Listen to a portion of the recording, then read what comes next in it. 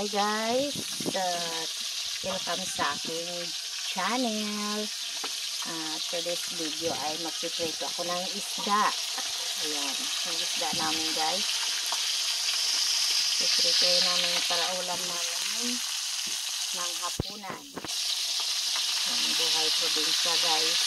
Kailangan dito ay magsipag-sipag para kita magugutom. O hindi mo na kailangan bumili ng pang-ulam.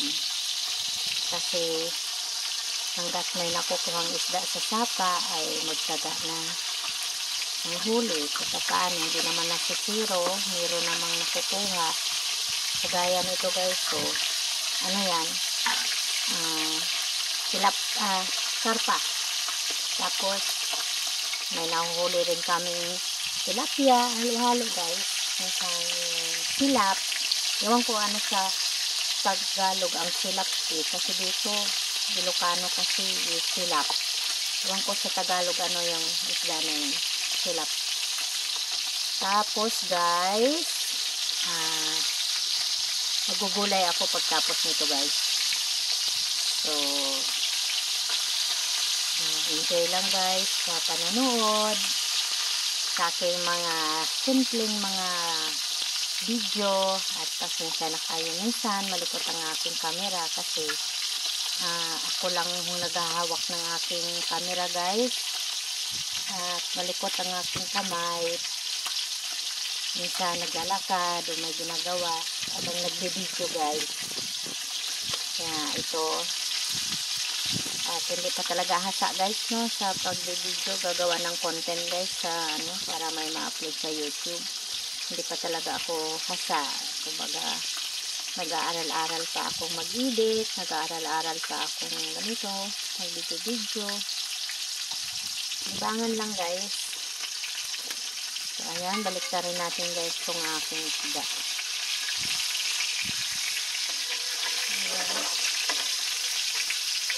Baliktarin natin.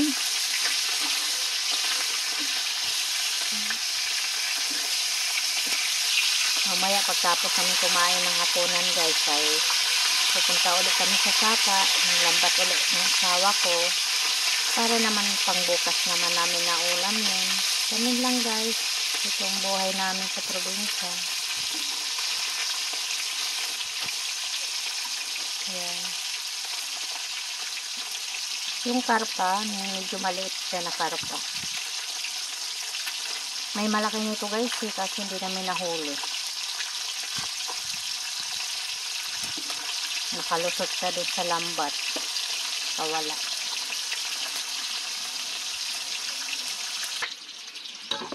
Ayan guys. Mahangin. Milipad-lipad yung apoy. Mausok pati. Dito pala ako. Mausok. Mahangin pati guys.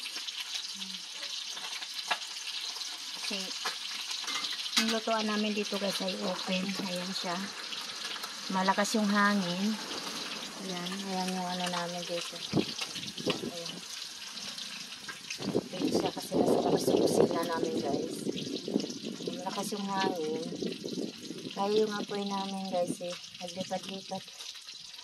Yung apoy naglipat-lipat guys eh. Naglipat-lipat yung apoy. Kasi malakas yung hangin. Ayan, malakas yung hangin. Piprito ako guys ng maaga kasi lalambat yung asawa ko. Pupunta ako mamaya doon. Tutuin ko lang muna itong isda at saka magugulay ako para pag uwi namin mamaya ay kakain na lang kami. Ayan. Ayan yung dito. Bukas din kasi ito. Ayan. Bukas din yung aming kusina. Ayan, hangin. Lapagkuli guys ha, kasi baliktarin ko yung isda guys.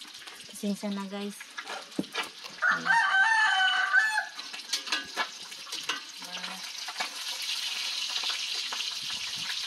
Ayan, ang hangin.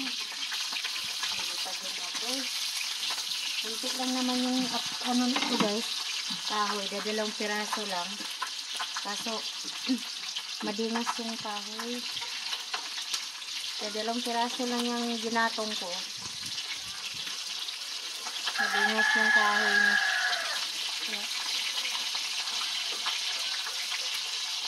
Kung sa Bisaya ba, kanang kuan, ang kahoy ani katong Jimelina. Ang Jimelina na kahoy ang gigamit ani. Na namay giputol akong bana dito na laya na Jimelina. Nagbuga na mo gahapon. Kusog siya masiga. Kusog siya masiga. Duhara na ka kahoy akong gibutang. Kusog siya mahisiga.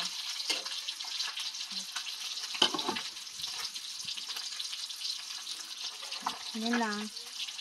Ada hapon, araw-araw kami naglalambat guys para may pang-ulam. Ang ulam kami.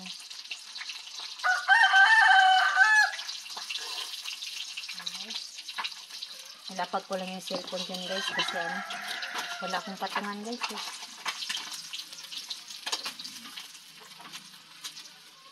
Ayan, ito na. Isa lang naman natin yung iba. Kung ano.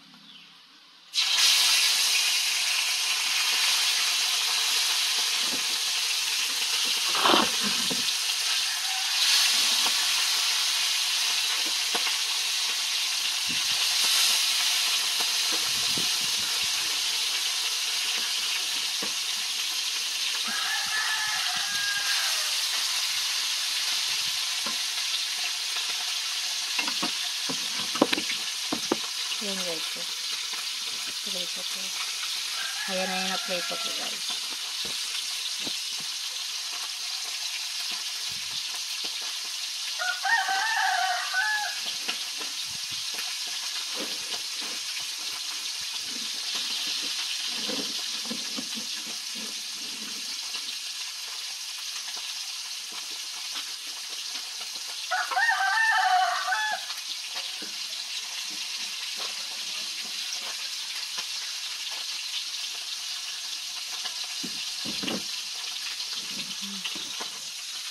Ito guys. Prito pa. Guys, tapos na pala akong mag-prito. Ayan, tapos na guys. Ayan. Magugulay naman ako guys. Bawasan natin ang apoy kasi mataas yung apoy. Ayan, mag-isa ako. Yung pinaprituhan ko guys. Kaya yun lang din ang mag-ibisahan ko ng gulay kasi sayang na yung kita. Kasi siya na guys ha. Nakakabit pa kasi ang power bank na ito. Nalubat ako.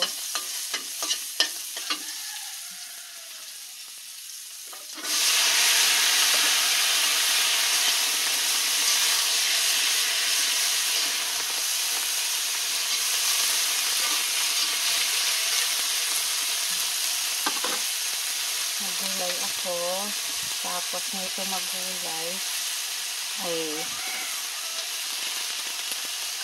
magsasayang ako. Magsasayang ako mamaya.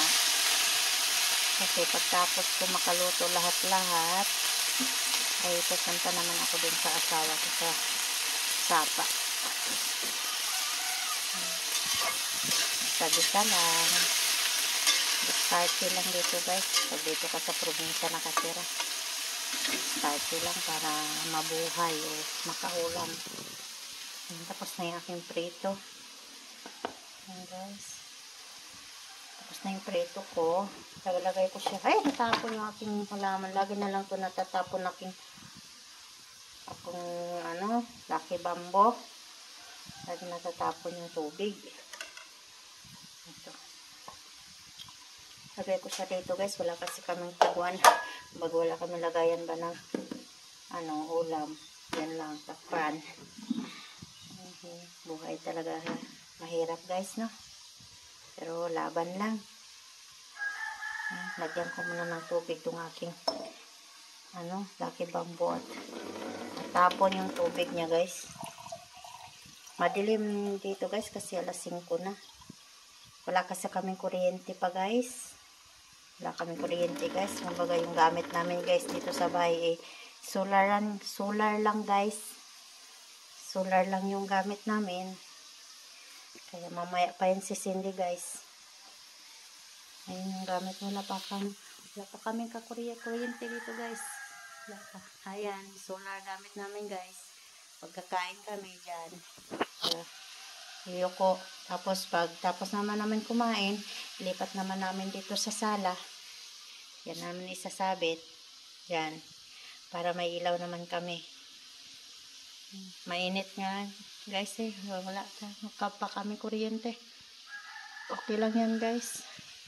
Basta tiis lang talaga. Mainit talagang asin mainit. Kaya bago matulog magpapay muna. Ang tagal makatulog guys, sobrang init. Dito lang kami natulog guys sa sahig. Yan. Dito kami natutulog sa sahig. Sapin lang kami ng yung banig. Sa Bisaya, banig. Yan lang guys. Tingnan ko muna guys yung aking ginisa guys ha. Saglit lang guys. Ayan guys. Tapos na ako mag-gisa ng gulay. Ginisa ko lang yan guys. Tapos timplahan. Ayan. Solve ng hapunan guys. Ulam. Partner ng pritong isda. Ayan guys. Tapos kung magprito guys ay magsasahing na pala ako. Ayun guys. Yung salang ko pala sinahing ko guys. Sayang yung apoy. Ayan. Lagyan natin kahoy. Nakatangay kasi itong power bank. Ayan yung power bank guys. So, ayan yung power bank. Nakatangay pa yung cellphone ko. Ayan. Lagyan yung kahoy. Lakas ng hangin talaga. Nakalipad yung apoy.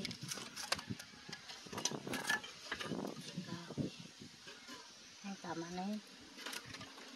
Malingas naman kung ano na to.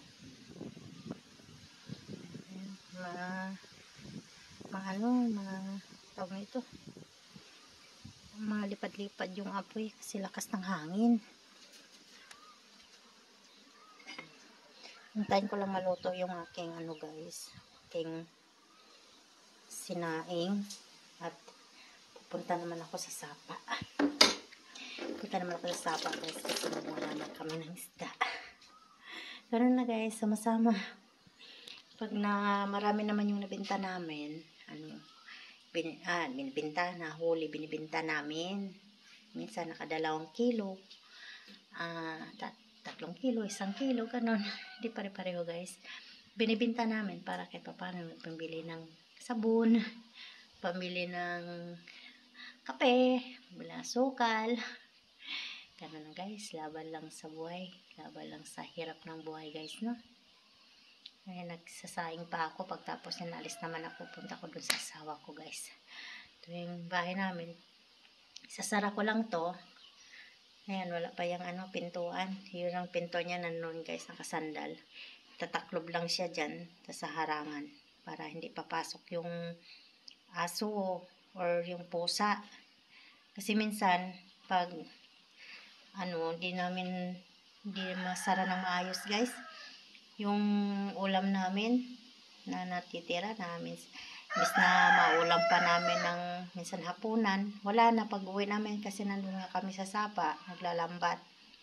Kumuha ng isda. Pagdating namin, nakapasok na yung pusa, wala na yung ulam namin, nubos na.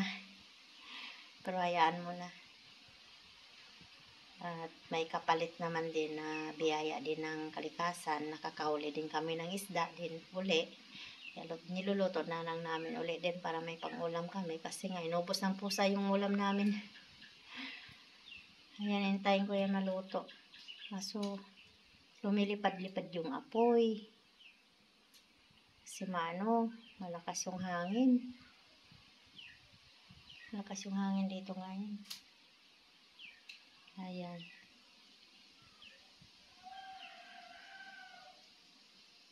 Hi guys, tapos na pala ako magsaing. Papunta na ako doon sa asawa ko. Kasi medyo madilim na guys.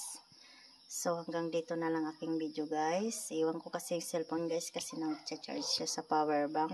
Yan.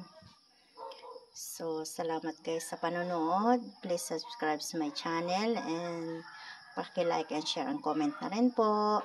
Salamat po sa inyong lahat. Bye bye. God bless. Ingat po.